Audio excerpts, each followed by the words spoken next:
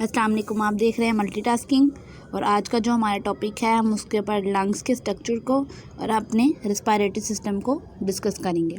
तो चलते हैं अपने टॉपिक की तरफ। उससे पहले आप मेरे चैनल को लाइक करें और सब्सक्राइब करें और कमेंट्स में ज़रूर बताएं कि आपको मेरी वीडियोस कैसी लगी। The respiratory system we use energy to walk and digest our food. यानी हमें कोई भी काम करने के लिए एनर्जी की ज़रूरत होती है, चाहे हम चल रहे हैं, चाहे पढ़ रहे हैं, चाहे काम कर रहे हैं या अपने फूड को डाइजेस्ट कर रहे हैं, तो हमें हर चीज़ के लिए एनर्जी की ज़रूरत होती है।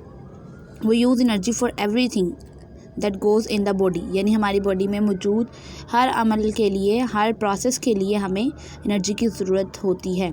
We obtain energy for all activities by a process called respiration। और वो एनर्जी हमें कहाँ से मिलती है? अपने फूड को डाइजेस्ट करने के लिए, अपने डिफरेंट कामों को करने के लिए हमें एनर्जी कहाँ से मिलती है? तो वो एनर्जी हमें प्रोसेस से मिलती है, जिसे हम रिस्पायरेशन कहते हैं। तो अब यहाँ पे हम उसकी डेफिनेशन को देखते हैं।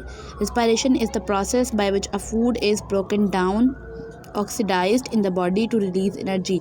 यानी हम जब खाना खाते हैं तो हमारे फूड के छोटे छोटे पीसीज हो जाते हैं और वो फिर उनकी ऑक्सीडेशन का प्रोसेस होता है ताकि हमें उससे एनर्जी मिल सके। बेसिकली क्या है कि ग्लूकोज है जो हम लेते हैं, ठीक है, या कार्बोहाइड्रेट्स या वाइटामिन या प्रोटीन्स होते हैं, और जब वो ब्रेक डाउन होते हैं तो उससे एटीपी रिलीज़ होते हैं, और जो एटीपी हमारी हर एक्टिविटी में हमारे काम आते हैं और हमें एनर्जी इंस्टेंटली प्रोवाइड करते हैं। अब आगे देखें। The body takes in oxygen from the air for respiration. At some time it gives out the carbon dioxide. यानी कि हम क्या करते हैं, हवा से, जो एयर से ऑक्सीजन है वो इनटेक करते हैं, अंदर लेके जाते हैं, और जो रिस्पायरेशन के ज़रिए से कार्बन डाइऑक्साइड प्रोड्यूस होती है उसे हम अपने लंग्स के थ्रू बाहर एक्सेल कर देते हैं, आउट कर देते हैं। This exchange of gases take place in the lungs. और ये सारा प्रोसेस किस में हो रहा है कि इनटेक करना ऑक्सीजन को और एक्सेल करना कार्बन डाइऑक्साइड को, ये हमारे लंग्स के अंदर होता है। अब हम लंग्स के स्ट्रक्चर को डिस्कस करते हैं। The lungs are present in a space in the chest cavity, ठीक है, कॉल थोरेसिक कैविटी। अब ये लंग्स ये जो हैं हमारी, ये कहाँ पे प्रेजेंट है? हमारी चेस्ट कैविटी में, या हमारी थोरेसिक कैविटी उसका नाम है, बिकॉज थॉरक्स भी कहते हैं, इसलिए थोरेसिक कैविटी यहाँ से थॉरक्स से निकला है, तो ये thoracic cavity. The voice box, यानी कि बेसिकली ये ऐसा बॉक्स जो कि आवाज़ प्रोड्यूस करता है, वॉइस प्रोड्यूस करता है। और larynx make sounds used in speaking. यानी जब भी हम बोलते हैं तो वो हमारा बोलने का जो अमल है वो कौन हमारी बॉडी के अंदर क्या चीज़ है जो साउंड प्रोड्यूस करती है? तो वो लेरिंग्स या वॉइस बॉक्स है। बेसिकली साउंड के प्रोडक्शन का एक ही बेसिक प्रिंसिपल है जो कि वाइब्रेशन है। यानी कोई भी चीज़ जब वाइब्रेट करती है तो वो साउंड प्रोड्यूस होता है। यानी कि जब हम बोलते हैं तो अगर हम अपनी नेक के ऊपर फिंगर रख के देखें तो हमें वाइब्रेशन सी जो है महसूस होगी, और उसी वाइब्रेशन की वजह से, यानी वो वाइब्रेट कौन सी चीज़ कर रही है? वो हमारा लेरिंग्स जो है वो वाइब्रेट कर रहा है। अगर डायग्राम के अंदर देखें आप यहाँ पे, तो आपको ये लेरिंग्स नज़र आ रहा है, ये वॉइस बॉक्स है। तो ये लेरिंग्स जो है ये जब वाइब्रेट करता है अप एंड डाउन, या तो फिर हमें वॉइस प्रोड्यूस होती हुई दिखाई देती है। द वॉइस बॉक्स और लेरिंग्स मिक्स या sounds used in speaking. The wind pipe. अब देखें, विंड पाइप से आपको समझ आ रही है कि ऐसा पाइप जिसमें से हवा जो है, विंड जो है वो क्रॉस कर रही है, उसके अंदर से पास आउट कर रही है। द ट्रकिया, अब उसका नाम क्या है? ट्रकिया। अगर हम यहाँ से देखें तो ये आपको एक पाइप की तरह का ये स्ट्रक्चर नज़र आ रहा है, ये सारा। तो ये ट्रकिया जिसमें से हवा जो हम इनटेक अपने माउथ के ज़रिए से करते हैं वो यहाँ से गुजर के नीचे आ रही है लंग्स की तरफ। द विंड पाइप और trachea is held open by the rings by the cartilage. अब इनको ये देखें, ये आपस में आपको रिंग्स नज़र आ रही है, सारे रिंग स्ट्रक्चर है। तो इनको अपनी जगह पे कांस्टेंट रखने के लिए, इनके स्ट्रक्चर को मेंटेन करने के लिए इनके अंदर कार्टिलेज रिंग्स होते हैं, ताकि देखें जब हम लोग इनहेल जो है वो नहीं करें, यानी हम लोग जो है नॉर्मल कंडीशन है तो ये कोलैप्स ना कर जाएँ, क्योंकि उस वक्त तो इनके अंदर एयर मौजूद नहीं है ना। यानी ऐसा टाइम जब इनके अंदर एयर मौजूद नहीं है तो कहीं ऐसा ना हो कि ये कोलैप्स कर जाएँ। तो इनको कोलैप्स करने से बचाने के लिए इनके अंदर रिंग्स रखे गए हैं, ताकि वो इनके स्ट्रक्चर को, इनके कार्टिलेजिनस स्ट्रक्चर को मेंटेन कर सकें। द कार्टिलेज, ठीक है। The lungs are soft and spongy. हमारे लंग्स स्ट्रक्चर जिस तरह से बैलून होता है, स्पॉन्जी होता है, सॉफ्ट होता है, इस तरह हमारे लंग्स का स्ट्रक्चर भी स्पॉन्जी और सॉफ्ट है। और जो आगे इनकी प्रोटेक्शन के लिए कौन है? क्योंकि नेचर ने हर चीज़ को, हमारी हर बॉडी के पार्ट को प्रोटेक्ट किया है, और इसी तरह लंग्स की प्रोटेक्शन के लिए हमारे रिब्स हैं, ठीक है। यानी कि जो अगर हम देखें तो हमारे चेस्ट के विपिटी पे हर जगह पे ये रिब्स प्रेजेंट हैं, और 12 पेयर ऑफ रिब्स हैं, ठीक है, जो कि लंग्स को प्रोटेक्ट करती हैं। इंटरकोस्टल मसल्स, ठीक है, present between the ribs helps to bring about breathing movement. यानी मैं आपको बताऊं कि किसी भी तरह की मूवमेंट के लिए हमें मसल्स की ज़रूरत होती है, तो इसी तरह रिब्स की मूवमेंट के लिए भी हमें मसल्स की ज़रूरत है, जिन्हें हम कहते हैं इंटरकोस्टल मसल्स। यानी कोस्टल एरिया के दरमियान में प्रेजेंट है intercostal muscles.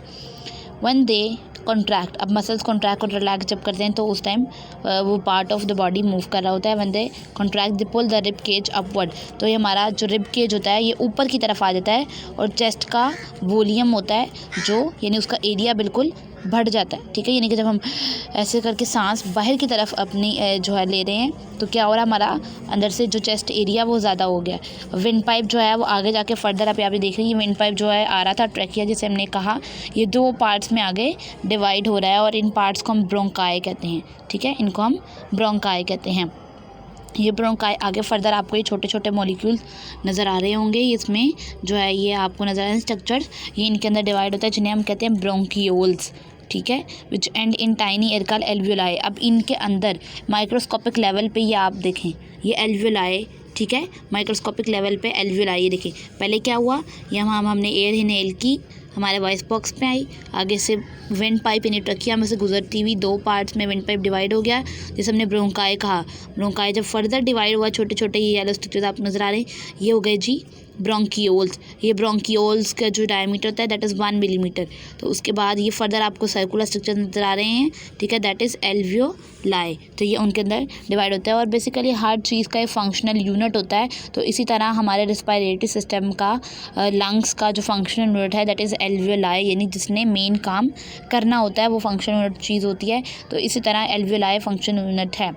Alveoli have thin moist walls so that gases can pass through them easily, यानी उनकी वॉल्स क्या हैं, पतली हैं, मोइस्ट हैं, वाटर वेपर्स हैं उनके अंदर, तो ताकि उनके अंदर से एयर इजीली पास कर सके। और ये हमें लार्ज सरफेस एरिया प्रोवाइड करते हैं। ये देखें इनकी वजह से सरफेस एरिया कितना लंग्स का बढ़ गया, इन सारे छोटे छोटे टाइनी स्ट्रक्चर्स की वजह से हमारे लंग्स का एरिया बहुत बढ़ गया, ताकि इजीली हम ज़्यादा एयर को अंदर अपने कर सकें, यानी ज़्यादा ऑक्सीजन को इनटेक कर सकें। They are in contact with blood capillaries which carry gases to and from the surface, यानी इनका कह रहे हैं कि फर्दर कॉन्टैक्ट जो है वो ब्लड कैपिलरी के साथ है, जिसमें क्या होता है कि ब्लड के अंदर से कार्बन डाइऑक्साइड को एल्वियोलाई तक पहुँचाया जाता है और एल्वियोलाई इसे थ्रू द लंग्स आउट करती है, बॉडी से बाहर कर देती हैं। और इसी तरह कैपिलरीज के अंदर ऑक्सीजन को जो है ना वो देने का अमल भी इसी तरह होता है कि क्या होता है कि कैपिलरीज जब इन कॉन्टैक्ट विद एल्वियोलाई आती हैं तो एल्वियोलाई उनके अंदर ऑक्सीजन को ट्रांसफ़र करती है, ठीक है, और इस तरह से ये गैसेस एक्सचेंज का प्रोसेस कंप्लीट हो जाता है।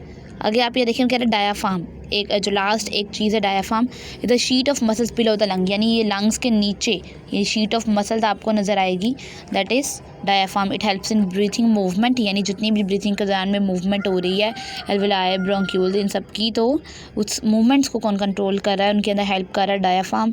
जब डायाफ्राम रिलैक्स होता है तो ऊपर की तरफ चला जाता है और वॉल्यूम चेस्ट कैविटी का कम हो जाता है, और जब ये कॉन्ट्रैक्ट करता है तो फ्लैट हो जाता है एरिया और वॉल्यूम इंक्रीज़ हो जाता है। अब आप यहाँ पे देखें कि how air changes into the lungs, यानी क्या उसकी कंपोजिशन में चेंजेस आती हैं, यानी जो हम एयर ब्रीथ कर रहे होते हैं उसके अंदर 21% ऑक्सीजन, क्योंकि हमें ऑक्सीजन की ज़्यादा ज़रूरत है तो उसकी परसेंटेज भी हम ज़्यादा इनटेक करते हैं 21, और यहाँ से एयर ब्रीथ आउट तो 16% आउट हो जाती है, जिसमें मैक्सिमम क्वांटिटी कार्बन डाइऑक्साइड की होती है। जो हम एयर ब्रीथ इन करते हैं उसमें 0.04, यानी कि कितनी कम, क्योंकि कार्बन डाइऑक्साइड तो हमारी किसी काम की नहीं है, बल्कि वो तो हमारे रिस्पायरेशन में प्रोड्यूस हो रही है और हम उसे आउट करते हैं, तो 0.04% जो है वो प्रोड्यूस होते हैं, यानी कि जो हम एयर ले रहे हैं उसके अंदर होती है, और जो बाहर एक्सील करते हैं उसके अंदर 4% कार्बन डाइऑक्साइड होती है। नाइट्रोजन जो कि हमारी एयर का एक मेन कंपोनेंट है, तो 79% ही हम लेते हैं और 79% ही एक्सेल करते हैं। और वाटर वेपर्स, बहुत little quantity of water vapours जो हैं वो इसके अंदर जो हम ले रहे होते हैं उनके अंदर होते हैं, और जो हम बाहर करते हैं यानी एक्सेल करते हैं उसके अंदर काफ़ी अमाउंट ऑफ वाटर वेपर्स होते हैं। तो ये आपको समझाया कि किस तरह से रिस्पायरेशन में एल्वियोलाई का, ठीक है, रोल होता है, और किस तरह से हमें हर काम के लिए एनर्जी हमारा रिस्पायरेटरी सिस्टम हमें प्रोवाइड करता है। मसल्स की मदद से जो है हम अपनी ब्रीथिंग मूवमेंट्स को कंट्रोल कर रहे होते हैं, और क्या प्रपोर्शन ऑक्सीजन और कार्बन डाइऑक्साइड की हमारी बॉडी के अंदर और आउट और इन हो रही होती है। सो आई होप कि आपको वीडियो अच्छी लगी होगी। सो प्लीज़ आप मुझे कमेंट में ज़रूर बताया करें कि आपको मेरी वीडियोस कैसी लगी और इनका कंटेंट कैसा है, और मेरे चैनल को लाइक और सब्सक्राइब ज़रूर करें। अल्लाह हाफ़िज़।